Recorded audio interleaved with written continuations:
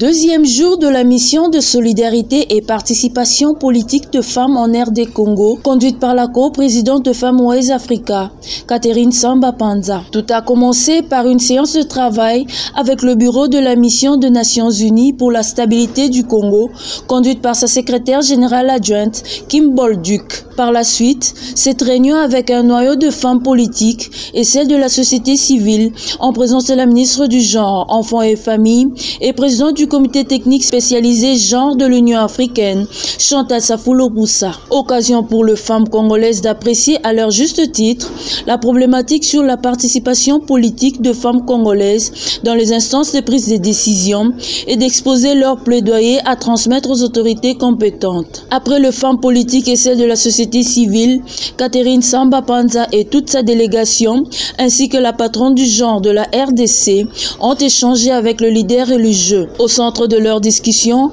le même point sur la mobilisation de femmes à participer aux instances décisionnelles de la République. Tout s'est passé à la Villa 89 du PNUD dans la commune de La Gombe. Enfin, une rencontre-échange avec Catherine Samba Panza et les femmes députées nationales et provinciales, les sénatrices ainsi que les femmes mandataires. Ensemble, elles ont discuté sur la participation politique de femmes dans les instances de prise de décision. Catherine Samba Panza, avec à ses côtés la ministre du Genre, Chantal Safoulo Poussa, et la représentante tenue femme en RDC, Awa Diaye, a partagé son expérience durant son passage à la tête de la RCA, puis a félicité les femmes députées et sénatrices pour leur réussite aux dernières élections avant de les encourager à ne pas baisser le bras pour cette lutte qui est précieuse pour les femmes. Vous avez vu, les femmes cadres sont tellement contentes de l'arrivée de Madame la Présidente ici chez nous. C'est la 3e fois que nous la recevons ici.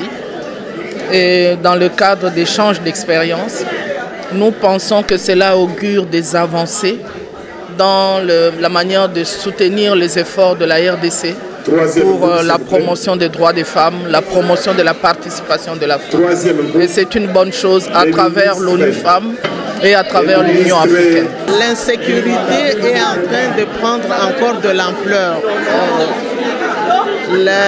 Ce n'est plus seulement au nord et au sud Kivu, l'Ituri aussi, ça continue, ça a repris. Alors que nous sommes en train, nous pensions que cette question était en train d'être prise en charge avec toutes les réunions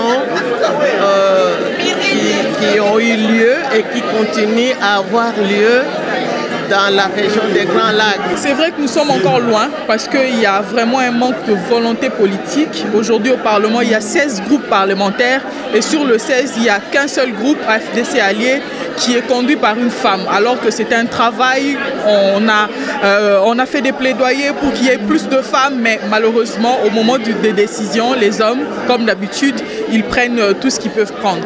Alors c'est comme ça que nous avons dit que ça c'est une nouvelle génération.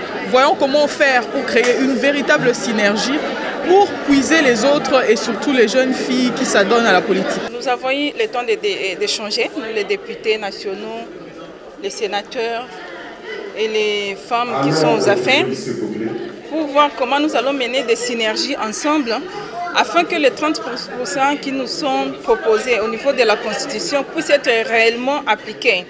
Pendant cette période critique où nous sommes en train de constituer le gouvernement et toutes les institutions du pays. Donc nous voulons que la femme soit représentée à tous les niveaux et que les 30% ne soient pas des noms, mais que nous trouvons des femmes capables, parce qu'il y en a en RDC, au gouvernement, dans les entreprises publiques et pourquoi pas dans les gouvernements provinciaux. C'est une lutte que toutes les femmes ont en commun et nous sommes sûrs qu'ensemble, avec la solidarité que nous avons, il y a possibilité de réussir parce que c'est la guerre, à travers nous, nous voyons toutes les femmes congolaises.